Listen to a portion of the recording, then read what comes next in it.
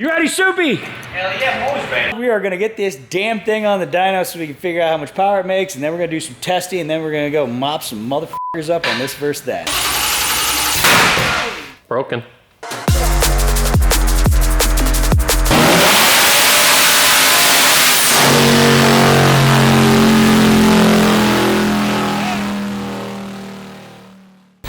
Ah, yes, we are back here at Rad Rides, working on the old Tahoe.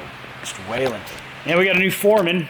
Yep. Yeah. Just going through this list here, checking out the budget on the project. If I do my calculations here correct on top of my clipboard, we got 35 minutes until we're dead broke. Okay, perfect. Well, luckily, we've been making a lot of progress on this thing. Dude, this looks nuts. I haven't actually seen this thing in person. I've been working on my E36. I cannot friggin' believe this is the same car. Literally 2 miles away, but we're always working on our own cars, so I haven't stopped buying it.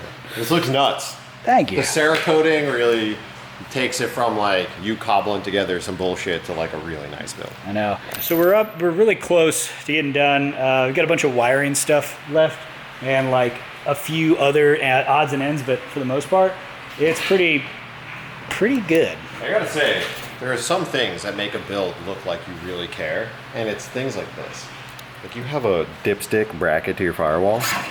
Yeah, it's really nice. Nice. You want to see underneath? Oh yeah. Yeah, so we'll get you guys caught up, dude. Holy shit, this is a drag truck. Looks good, right? Where is all these billet parts coming from? Look at these brakes. A Little Shop Manufacturing made those. Very nice guy. This is a fucking proper setup. It's a little unnecessary, but you know. Kind of like your whole being. What do you want to make? 2,000 horsepower. No. No, I'm chill. 2,000 horsepower.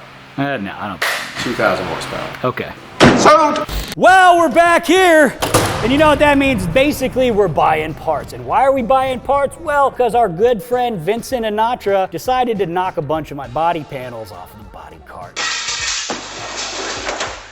This was the old grill for my Tahoe. And obviously, you know, it's cracked here. You know, this is broken, but, you know, we can replace that too. And plus, this thing's kind of janky, and it needed to be replaced anyway. Some of the tabs are broke, and it looks like it was spray painted by a 3-year-old in the garage. So we're gonna fire up ebaymotors.com. I'm gonna select my Tahoe that's in the garage.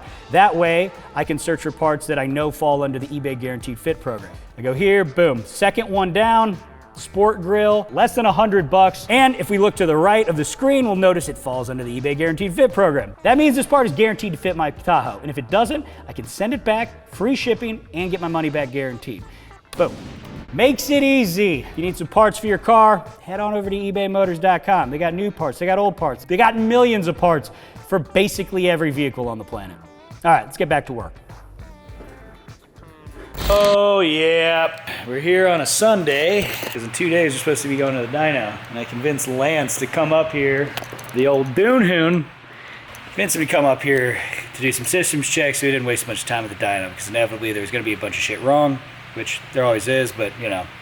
We finally did make it here, found some stuff, fixed some stuff, found some more stuff, fixed that, and now I think we're ready to crank it, make oil pressure, and fire it. Okay. Prime for fuel, right? Fuel pressure. Fuel pressure. That Okay. works now. So now we're going to crank it until we have oil pressure. Sick. There isn't the pressure here. It's still there. So let's verify. Oh, There it is. Look, she was right there. it was right there. Right there. Little, see? We're good. You want to give her hell and see what we got? Oh. Oh, god damn, son. Holy god damn it. Oh, yeah, baby. Find them all? Kind of cold there. The engine's running on 4 cylinders. One bank is totally firing on the driver's side, that's totally fine. Passenger side bank, not firing at all. So we got to chase some stuff back. It's 8:30 right now, so tomorrow morning we're going to dive in and we're going to start pulling this harness apart and seeing if there's something loose or what, but it's getting late. Been here about 9 hours, so time to call it. Okay, we're back. Guess what? This thing got fired up the other night. I had to go through some little wiring things, but figured it out. Lance got her fired.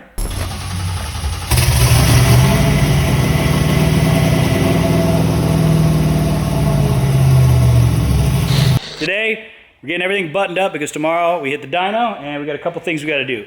One, we got to install this absolutely bitchin' radiator from CSF. They rushed to get this ready for me. We've had a couple problems trying to figure out what exactly the needs of this thing were, and there wasn't really anything off the shelf that would have fit and worked as good. So we had one custom made. Really high quality stuff. Thank you for making this happen in such a short period of time. Really appreciate that. So we gotta get this mounted. We gotta redo the charge tube because we got a, we're gonna run a HD clamp on the turbo here. Typically you'd run like a Garrett style V-band clamp on it, but cannot find one in stock anywhere. So desperate times, call for a Sawzall. So we're gonna do that, and got a couple other things to wire up, and then we can get this thing fired up again, cycling heat through it, just making sure everything's good, and then we're taking it to the dyno tomorrow, and we're gonna put down some numbers, and hopefully those are in the 4-digit range. So here's a time lapse of all that happening.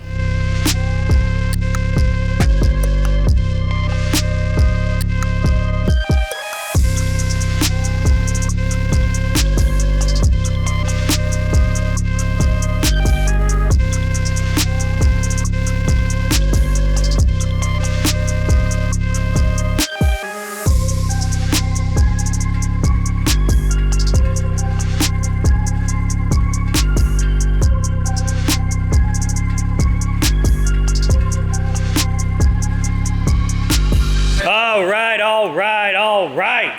The motherfucking day has come. We got this bad boy, well, pretty much all together, and doing the damn thing. So here's what's gonna happen now. We do know that it fires, do know that all 8 cylinders are working properly, and things are wired up, so we gotta go do a shakedown run. We go just put it around in this private cul-de-sac here, right? These streets here are completely private. We're not driving it on any real roads, although this is a street legal vehicle. So we're gonna go shake it down and make sure it ships, and then we can go and do some tuning. You ready, Soupy? Hell yeah, I'm always ready. All right, let's fire this thing up. Oh yeah.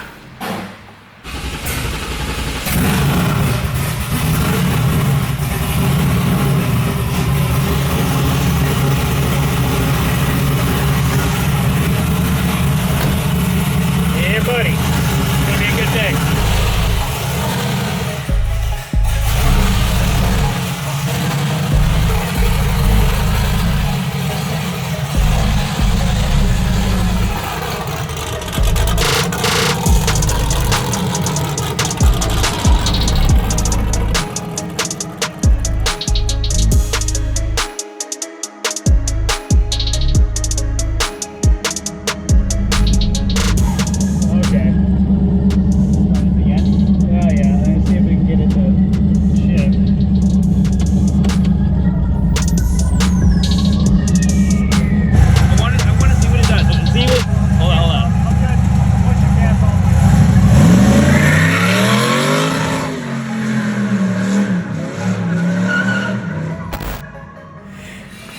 Okay, so I think it's about time we fill you in on what the f is going on. What we found was that a wire in the harness had come loose, and so it wasn't sending a 12-volt signal to the transmission. So the computer was telling it to shift, it was telling it to make pressure, it just wasn't. It's an electronic transmission. Apparently it needs electricity to tell it to do the things, which is crazy because it still drove and it would still spin the tires, but it just was making no pressure. So basically what happened is it smoked the transmission. Check this out. This is from Gearstar. This is them pulling it apart and inspecting it. 4L85 Pro Series for Hoonigans. After opening the transmission, we have found the following. Forward clutches are totally fried, welded together. Intermediate clutches are burned. Direct clutches are burned. Overdrive burned.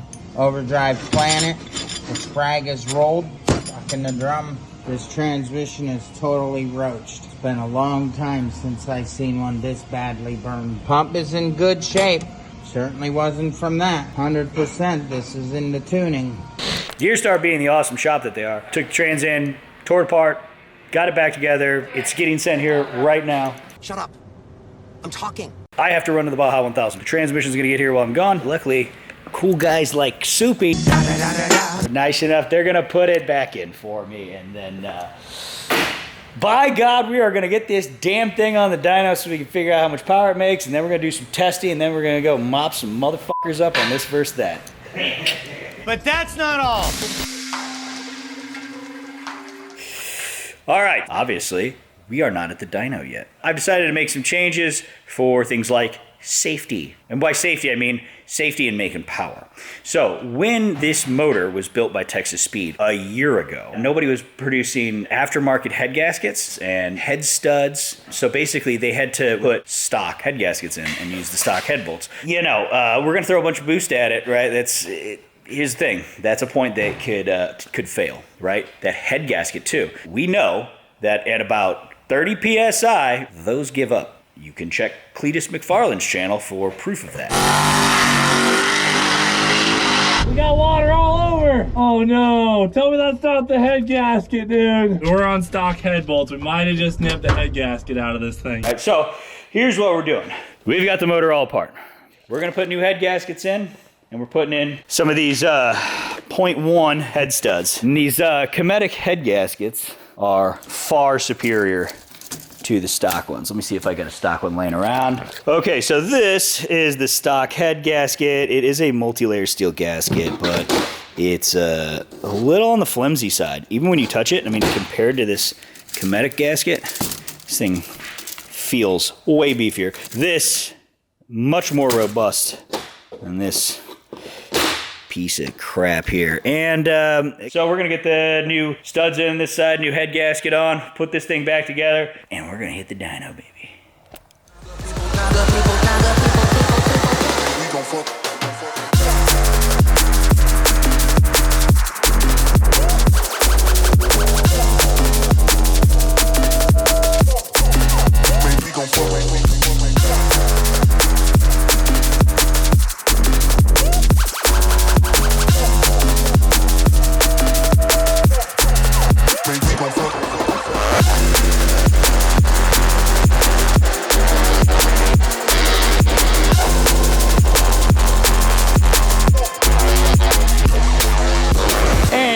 Just like that, she is magically back together.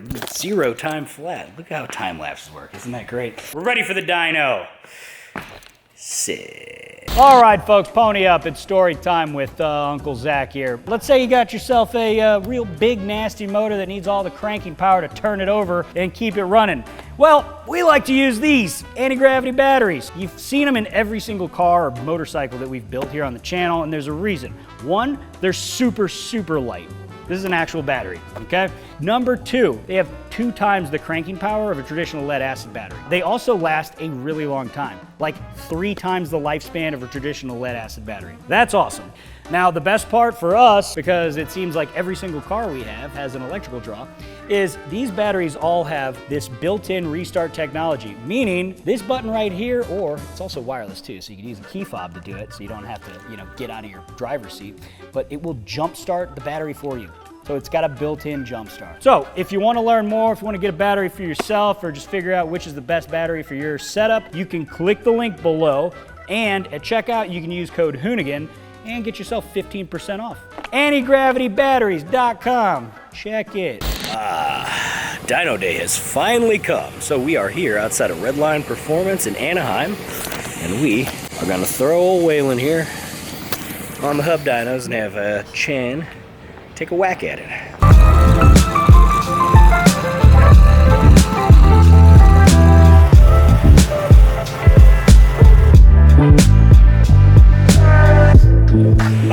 So, we're gonna throw this thing on the... Got enough rubber duggers on that thing yet? So we were gonna throw it on the hub dyno, but we don't actually have a plate that matches up to the 6 lug here. They only got trophy truck shit. Different 6 lug. So what we're gonna do is we're gonna try to put it on the rollers, but I don't have huge hopes for it because these tires are old and shitty, and well, it's probably just gonna smoke them, so whatever. We'll have fun. See what it does. Chan here says that we can go up to 14 pounds with a 7-pound spring. on the controller, so that's cool. And then, you know, once we get this thing dialed in, we're gonna dump the 91, then switch over to E85, and then we're gonna start making power poles with that, and just see what this thing will do.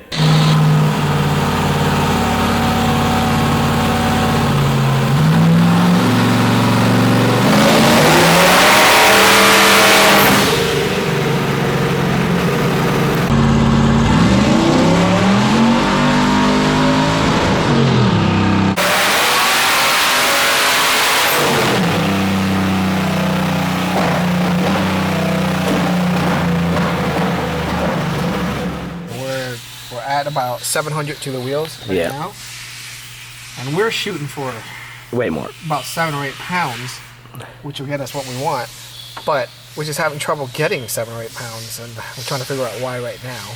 So you think we got like a boost leak? It's possible, so we'll look for that.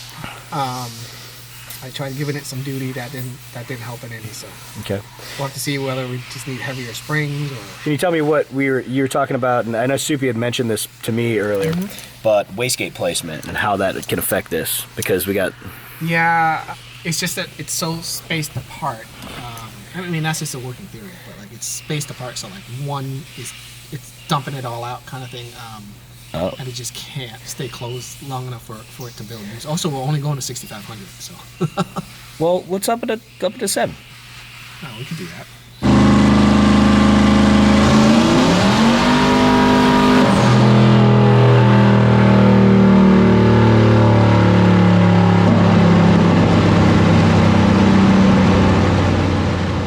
Hey, so here's the deal. What happened was we were rating the wrong chart for the spring colors. We had a 4-pound spring in it. Hence why we were only making 4 pounds of boost. You shitting me? So here's what we're gonna do. We're gonna stack some springs in, and we're gonna make 10 pounds, and that's gonna be like our range that we want to party with. And then that way, apparently, we can go double on the controller. So here is what the actual chart should look like when you're getting your spring colors. So we got the GVW 50.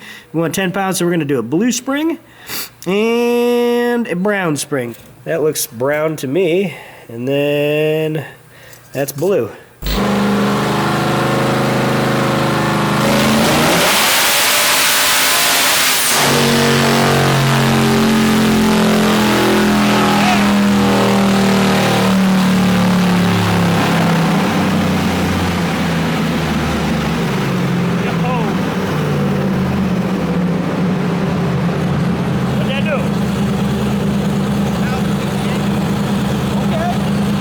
Okay, so we're gonna stop for today, and because we're kind of limited by a few factors here. One, we had to use a roller dyno because we don't have the actual hub, the attachment to make the hub dyno work, and this would give us a much better number. We don't have to worry about these shit old tires slipping on that and this thing going all over the place.